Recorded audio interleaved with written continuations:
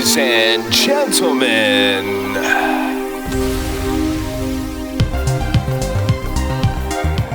gentlemen, you're watching GEEKCASTER, everything sci-fi, fantasy, and geek culture. I'm Michael, and we've got in the studio the one, the only, the infamous actor, producer, Dayveonne Bussey. Yeah, ladies and gentlemen, I'm here. Yeah, man. So how's everything, sir? I've been doing great. You've been doing great? Yes. Well, what have you been doing? What you been up to? Well, I've been doing a lot of things. Seen a lot of faces. A lot of famous people. I hear that. So, we're talking about a lot of different things. We're live for all of you that have seen this for the first time. This is GEEKCASTER, and if you're watching us on cable, thank you so much. If you're watching us on IG, thank you so much. If you're watching us on YouTube, we thank you so much. And for everyone that's watching us live on Twitch, we love you. So here we go. Now, you just got something new. I got to share with everybody. You just got something from Mandalore. Am I correct? Yes. I'll be right back. Yeah. So, ladies and gentlemen, without further ado. Oh, yeah. Not hearing it, though. Okay. Can you hear it now? Oh. Yeah. There it goes. So tell us a little bit about this, because this is not a lightsaber. Technically, it's a lightsaber. Yes, it is. But it was forged with the Mandors. Like, it was a weaponsmith that basically utilized one of the lightsabers and made it into the dark saber. Got it. The true. Now, what inspired you? Did you get that as a gift, or you bought that yourself? I bought this myself. Now, for everyone out there, I believe there are two versions of this. There's one that's more like a replica from the TV show, and there's one that's more like, I think, the animation. Right. And you got the one that's more like the TV show. Correct. Now, what's the difference? Is it the hilt or the blade? What's the difference between the two? I think the hilt the hilt, because without this, it wouldn't give its full effect. The blade is like, okay, it's like, it does look like the actual blade. Right. Which is supposed to be a black blade. Correct. So the light around it, I mean, that's the only way to kind of get that look, is having this white outline to get this dark saber. Correct. Yeah. So speaking of which, what'd you think of season 3 of Mandalorian? Right now, I'm really enjoying it. Okay. I'm still watching. I'm on episode 2. And I'm enjoying every bit of it. Now, I know the next episode is going to be episode 3. I know I didn't get to. Episode 4 is going to be on my birthday. Right. Yeah, so it's interesting. I mean, when they started the series, and now it's like this big buildup of I need to atone.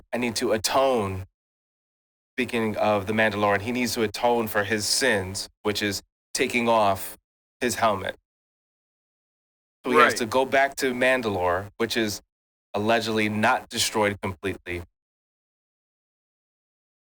for him to come back with some sort of evidence that he bathed in this water and he should be forgiven and he could be accepted by his clan again.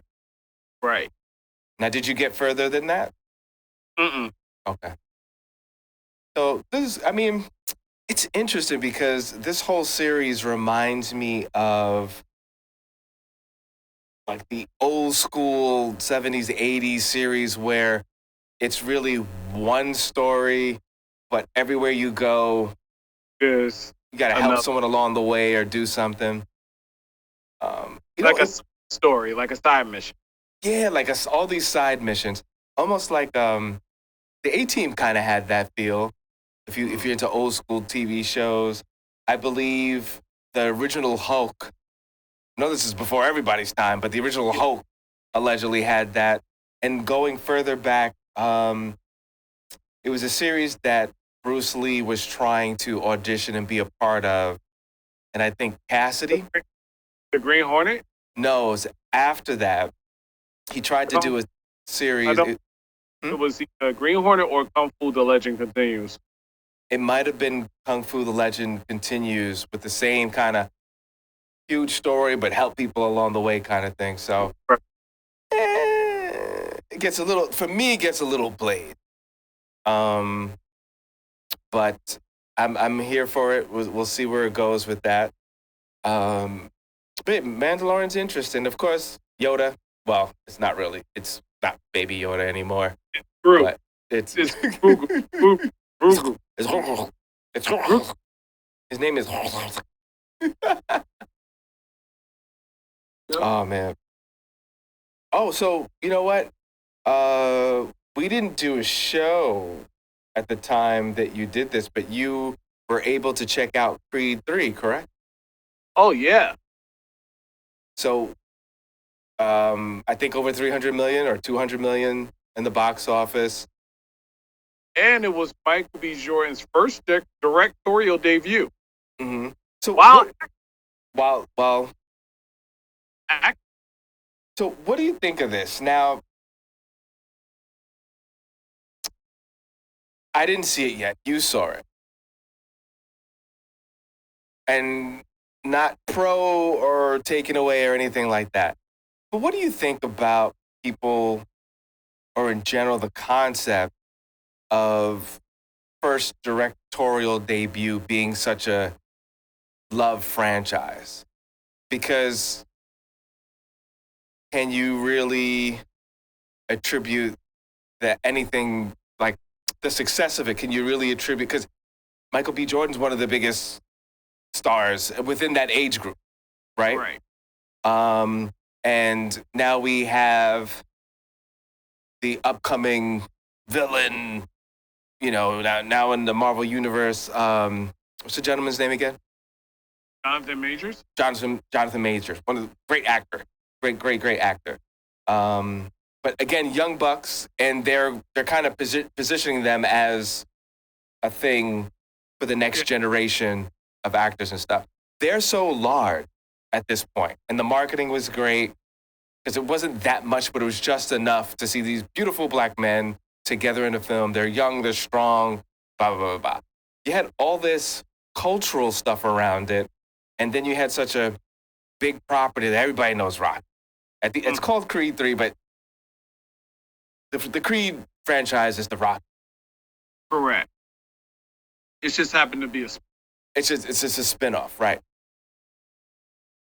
What do you think about that? As far as him directing, one, how did he do with? Forget the fact he was acting in as well. How did he do with the direction? Do you feel it was a really good storytelling? And and the second part is, can you really like how does that work with him? Like, does he have to do another film to really prove himself as a director, or he really did it with this one? No, he's a really good director. I guess that's what I'm at. That's a really tricky slope with question, because for every director, when they do their first film, I'll always say it's always something in the back of their mind saying that this, it may be good to us, them in the back of their mind, this is not my. Well, this is his only work, so that's the thing. You can't really. There's nothing to compare it to. Meaning, like in the back of your mind, like I can make a great film for the first time, but in my psyche, I don't feel it's great, even though it's my first film. I'm going to try to top as much as possible because I don't want people to remember me as the one that directed this one film that they consider great. Interesting. Wow. Because it brought back memorization when I was in college. I Okay. did professor loved the other people loved it, but in the back of my mind, Right. it wasn't my great work. Can Wasn't you my bring the mic, point the mic towards okay, you? hello. That's a lot better. Yeah, just talk directly. For some reason, it sounds clear, but it's not picking up everything. Can you hear me now? Yeah. Okay. So it doesn't feel like your best work. Now, 'Cause, past what he might feel as a director, what do you feel? Do you feel the story was told really well? yeah, it was like a different story. It did what it was supposed to do. You already established 1 and 2 with okay, this is a Rocky spinoff, even though Rocky's here. And yes, he's going through the motion of reclaiming his father's legacy. Okay. Part 3 feels like a whole total different film. Okay. Because it was something he lived with as a kid. Well, spoiler alert, he lived with as a kid and his friend finally got out of prison and they going through this Now, question. battle. I want to try this experiment because you saw the film. I didn't see it. So Yeah. technically, it's not a spoiler because I'm just guessing. But you could smile really big if I'm close. Mhm. What I get from it, and this is that the villain, childhood friend, comes around, they reconnect. Michael B. Jordan's character helps him out, some sort of falling out. Then the twist is the guy went to jail, but the double twist is he went to jail in place of Michael B. Jordan's character. And then um, at some point he's like, oh, you're living the life that I should have lived because I went to jail for you. You know, blah blah blah blah blah. And then they fight, and then Michael B. Jordan. Oh, there's conflict in their relationship. You don't have to prove nothing with the girlfriend, and then they fight, and then he wins. That's my guesstimate because no one could outcreate me or write me. So I'm thinking that's the best they could possibly do. Is that the story? Yo, if I'm right, this would be awesome. I don't know. I'm guessing. Okay. Got him. That's all I got to say to that. And that's why I didn't see it yet, because I'm nice. I'm nice. All right. So, but I'm still going to see it because I want to support. It's always good to see young Black director and actors. I'm a fan, and they're going to do a lot of stuff together. I mean, they made a lot of money so far. But that's the thing, too. Would you say that it didn't matter who acted in it or who directed it, it still would have been a success because there's so many Rocky fans? Like it almost didn't matter. It's almost like Batman. Doesn't matter who wears the suit because I don't know. I really can't answer that question because the way Michael B. Jordan did with this film, direction wise, it didn't feel like an actual Rocky film. It felt like an actual. If you watch any of the anime boxing films, like the anime, okay, that's what it felt like. interesting. And he used the inspiration of Naruto and Dragon Ball Z in this film. Okay, that's interesting. I can't wait to see what he's going to direct next. I would like something, hopefully something we know nothing about, like a fresh story. Because I don't know, like Dayveonne, for instance, right? If you got an opportunity to direct the next Star Wars, Dayveonne Bussey direct the next Star Wars. It might not be the best Star Wars, but it still would make 300 million because there's so many Star Wars fans. Like, there's no way it's going to be a failure. And if you have a couple stars in there that people know, right? Right. Is that kind of where we're at? Where we're like, I don't know, with a franchise. Like, is it a win-win with a franchise? That's a good question. That could be its own show. What do you think? I think if you're looking for a draw, Mm-hmm. if you go for not the story, but more of the celebrity aspect, Okay. you get a couple of million, but you're also going to get negative feedback because Mm, the story wasn't that great. right. But because you had major stars in it, it Right. may help you with the whole currency and money and profit off of what you made. I think that's why another shout out to another. I know we had African American, or should I say Black History Month, but we got to celebrate all year round. So let's talk about another director, Jordan Peele. Yeah. I'm not in love with all the choices, but I respect him from just, oh, I got a film. Here's an idea. Let's go talk about it. Like, I mean, he's creating art, Right. which is an art. Like, you're pushing buttons, and it could win, it can suck, but he's not relying on like a property per se, Correct. you know? And there's not that many people out there. First of all, there's not that many black male directors that are like, seems to be Hollywood's choice to run and do stuff, or the freedom to tell what any stories they want to tell. But to see someone that's just like, all right, I'm gonna do something.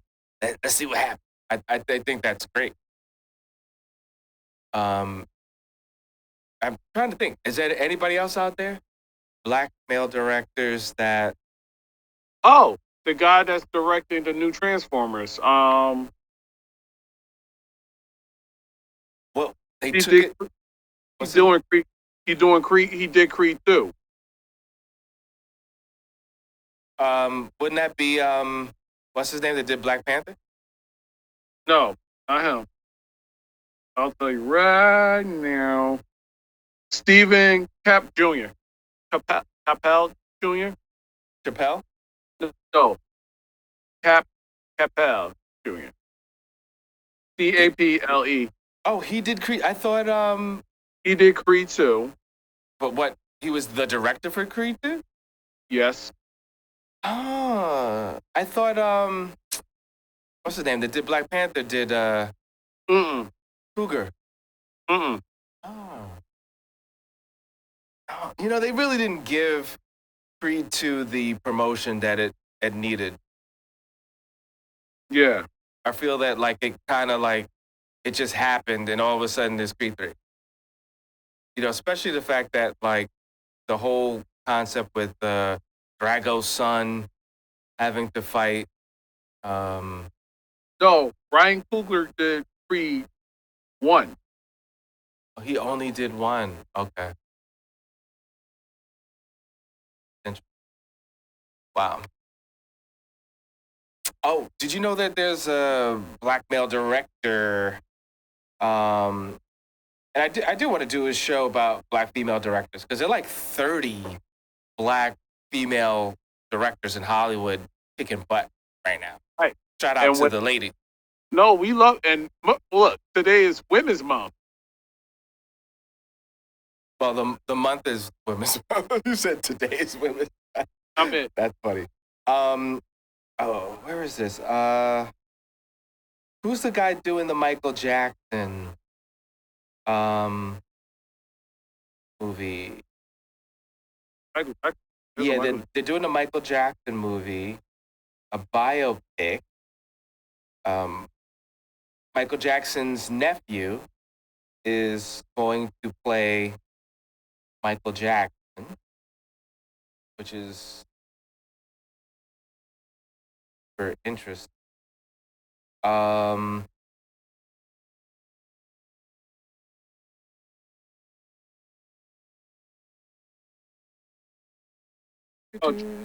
Jafar Jackson. Well, he's playing him, but okay, Antoine Fuqua. And Antoine Fuqua. Oh, this is a 2004 movie that's coming out, right? Lionsgate. Correct. Okay. I didn't know he was a producer on Rhapsody. Be home in prep. That's what's up. Um, Antoine Fuqua has done a lot of stuff that we know of. He did Equalizer. He did Emancipation, Training Day. My Which one? No, I'm just thinking about that line from Training Day. Oh, yeah. So Just did the clean version. That's all. I feel, I mean, he's done some really interesting, intense stuff. This is a little different based on his body of work. So I'm really curious what that's going to look and feel like. And there's so many people that have done kind of low budget things on Michael Jackson. Right. So yeah, but he's done a lot of fighting, high energy film.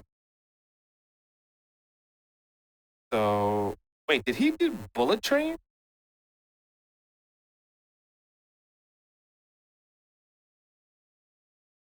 Wow, he's done a lot of stuff. I'm surprised his name is not more on people's on the tip of their tongue. Yeah, he's done a lot of stuff.